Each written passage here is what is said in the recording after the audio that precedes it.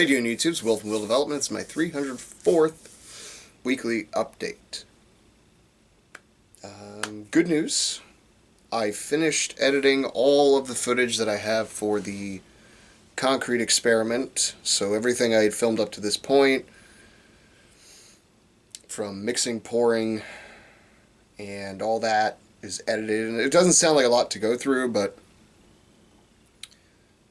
I had poured 8 or 9 different containers, had footage of weighing each one, had footage of vibrating each one, all that kind of stuff, doing split screens and adding timers to things and just shortening and cutting this, that, and the other, making it a more digestible length of time to all that takes some time. So the good news is all that's done. Now all I have to do is actually film myself cutting them open and doing the inspections and all that stuff, and then recap. And I actually have to film an introduction because I never actually filmed an intro. So good news there. That'll be done coming up soon. I actually have one stone order now, a pretty important one. I don't want to talk about it just yet because I don't know. I'm waiting for the person who contracted me to do it to put up the post about it before I talk about it.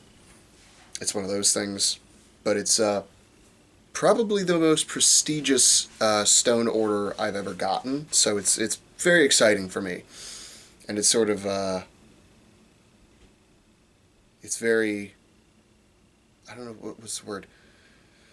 There's a word for it, but it makes me feel good. I feel proud that I was the first person that was contacted for it and contracted for it. So it's very exciting.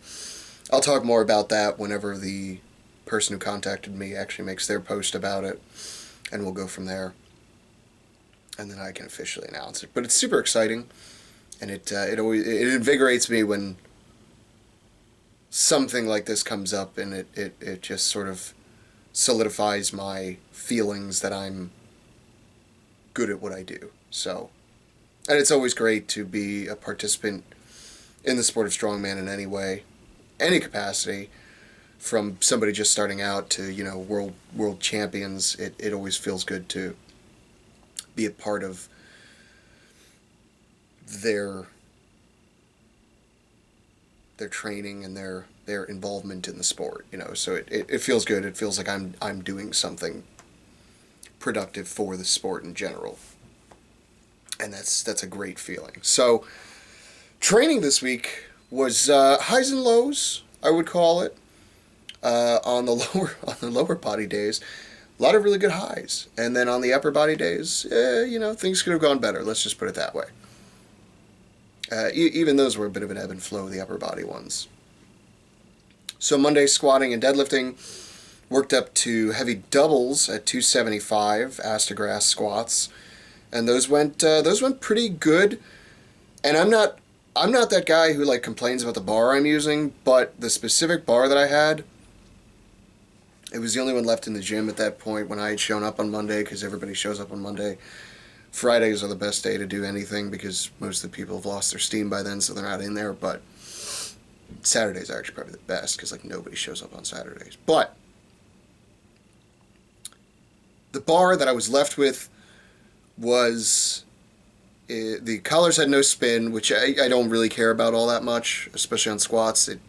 For me personally, it doesn't really affect my ability to squat all that much if the collars, or I should say the sleeves, rotate or not.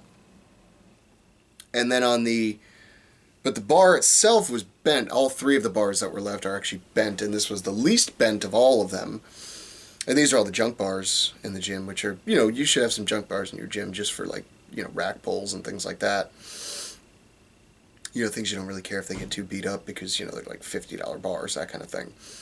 But this one had this just slight bend. I mean, if it was straight, it was just that. And it just does not fit into any part of the human anatomy correctly. So it was very challenging squatting with this particular bar because it felt like it wanted to roll off one shoulder, and then if I kind of readjusted it to put it properly or more in the crook on said shoulder, it would feel like it was going to roll off the other shoulder. It's a very challenging bar to actually squat with. And the thing has zero whip I mean, I was coming out of them as explosively as I could. And when I would get to the top, and normally, the bar kind of bounces a little bit, this bar just kind of like went, all the weight would just come up and just stay right there on me the whole time. So, pros and cons. I mean, I'm an advocate of using different bars over the course of a training block just to get different feels and stuff like that. It's different than peaking. If you're peaking for powerlifting, use as close to the equipment as you can. Same thing with strongman, any competition. Try to use as close to the equipment as you can as you're peaking. But throughout just, general training, I mean, vary shit up. Varying is, variety is the spice of life, and it's the spice of your training, it's the spice of your diet, all of that. And then deadlifts, I actually worked up to a single at 405 after pulling 3 sets of 3 at 365. And those felt pretty okay. Tuesday was pressing, axle pressing. Did 3 sets of 4 with 155 on strict press. Did 185 push press, and it was like a breeze. And then I said I want to try to hit 200, and I tried about 4 or 5 different times, and I just could not make it happen. And I was like, you know what, let it go. I'll come back and I'll hit it again. And it was slightly discouraging because I was hitting 195 pretty consistently. So I thought hitting that 200 wouldn't be that much of a challenge, but I honestly think I'm still a little worn out. I did a bench drop set workout on Saturday with some of the crew, and my chest still hurts from that. Hit 295 for a single though, which for not having benched seriously in 3 or 4 months, it's pretty good. Excuse me. And then Wednesday off. Thursday, that's when I did all the editing. Thursday, squatting went great again. Worked up to singles. I just did 2 singles at 315, ass to grass.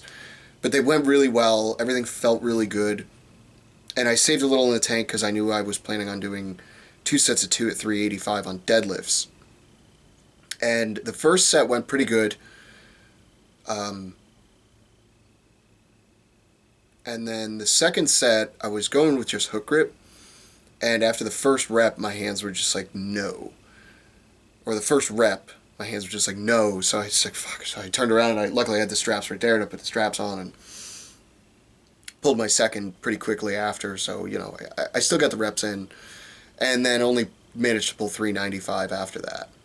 Then tonight, pressing again, did 2 sets of 2 of 160 strict press, but the style where essentially I do a 5 to 7 count, holding it over my head for each rep, and then a negative on every rep too. So I'm bringing it down really slow and then trying to explode up as quickly as possible, and then holding it at lockout for an extended period of time. My shoulders are killing me after that. That always tears up my shoulders. And I went for the 200 again. I hit the 185. It was a little rougher than what I hit on Monday, but I said, you know what, I can still do this. Went for that 200 twice. The first time I went for it, I got kind of close to being able to sort of fight it, to lock it out, and it just wouldn't happen. I said, all right, I'll come back and I'll do it again. I came back, tried it again. It didn't even go as far as the first one. So then I just did 2 sets of unracking and holding for max time, basically just holding it in the rack position until the shaking and everything is so bad that I can't do any more. And that's where we're at, so going to do a little bit of accessory work tomorrow, specifically on pressing, and probably do some strongman stuff too, since I haven't done it in a little bit, keg runs and farmers and maybe even some yoke. We'll see what happens. I've got some extra work to do because I got to get started on the stones, but it's all good. We'll get it done.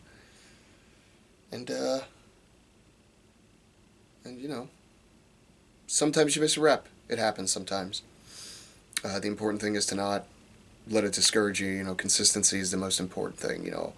I remember when I was missing 185 on push presses, so it's not a terrible thing. And just over time, the numbers will just continue to climb, and sometimes you'll be stuck for a while, and I might just be in a place where I'm stuck for a little bit and might have to even step away uh, from that style of overhead for a period of time, and then come back to it. It's just something that might have to happen. And so don't be afraid of changing things up a little bit if you get stuck, and don't be discouraged if you are stuck. And if you are, then what's your excuse?